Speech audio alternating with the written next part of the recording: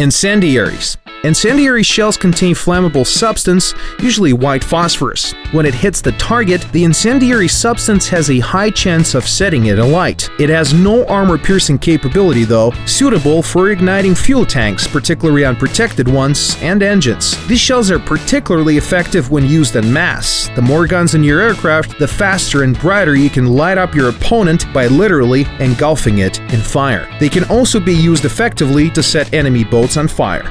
Tracers. At the bottom of these shells, there is a special slow-burning substance which leaves a visible trail of various colors or a smoke trail in the air behind the shell. There are variants for night fighters that are less bright than normal tracer, so as to not to blind the gunner. Tracer shells are used to adjust fire. They have no armor-piercing capability, and their grouping is worse than ordinary ammunition because the tracer substance burns out and alters the weight of the bullet. However, these flaws are characteristic of rifle caliber rounds. For 12 to 15mm high caliber ammo, the presence of a tracer does not have any serious negative effect. Very useful for someone beginning to learn how to shoot accurately. Mixed type. These shells can combine various characteristics such as armor-piercing, incendiary, high explosive, and tracer, which makes them universal in any kind of situation. However, this universal nature can reduce their ballistic characteristics. This is particularly the case for rifle caliber rounds, where any additional effects can seriously influence the weight of the round, its accuracy, and armor penetration. At the same time, the combination of armor-piercing and incendiary effects allow them to set fire to even an armored target, delivering their incendiary contents directly to a module. Here it is important to have a good idea of which targets you plan to take on and how. A dedicated type of ammo belts for a certain type of target will be more effective than universal or mixed type belts. For example, if you're planning to attack an unarmored target, it makes sense to use a high explosive shell that is powerful as possible. And on the contrary, for highly armored targets, you should prefer simple armor-piercing shells. Let's discuss the selection of belts. We've gone into types of ammunition, but what about belts? Aircraft cannons and machine guns usually have an uninterrupted belt feed, which is filled with various types of ammo to increase its effectiveness.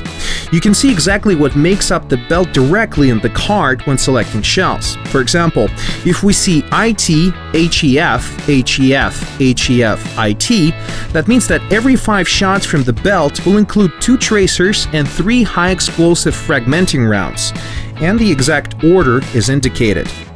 This sequence is always static and cycled. In other words, the order of the ammo does not change as you go through the belt. By knowing the effect of each type of shell, you can select the most suitable belts for specific targets in your attack style. In doing this, look not only on the name of the belt, but on its actual contents as well. Study the most frequently encountered enemies at your level.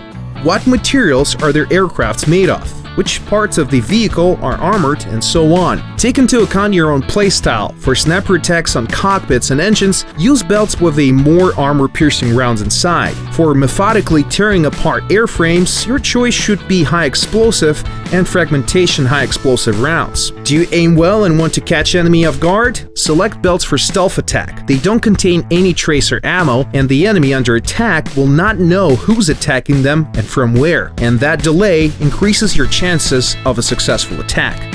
When guns of 2 different calibers are installed on an aircraft, which means different ballistic properties, you can also use a stealth clip for the smaller caliber gun so that the low caliber tracers will not affect your aiming with the primary larger caliber and will not lose their penetrative properties. And another important kinetic feature of aerial warfare that isn't always obvious. In frontal attacks, the speed of bullets is combined with the speed of a target coming towards you. Theoretically speaking, the distance is displaced as if the target were closer than it actually is. As a result of such an attack, you might tear through an opponent literally from nose to tail, and the damage dealt will be catastrophic. On the contrary, if you're chasing someone, in other words following the target, the bullet has to catch up to the target first, and the greater that distance is, the more energy it loses along the way. Having caught up to the target, it might simply hit without dealing much damage. However much you hit it, you'll just keep knocking the target and wasting your ammunition. There is a simple rule of thumb for this. For a head-on attack, you can fire from a long range. When firing from the rear, fire at short ranges only. Properly choosing your arsenal already puts you halfway to victory. The rest is a matter of accuracy. Now you know more.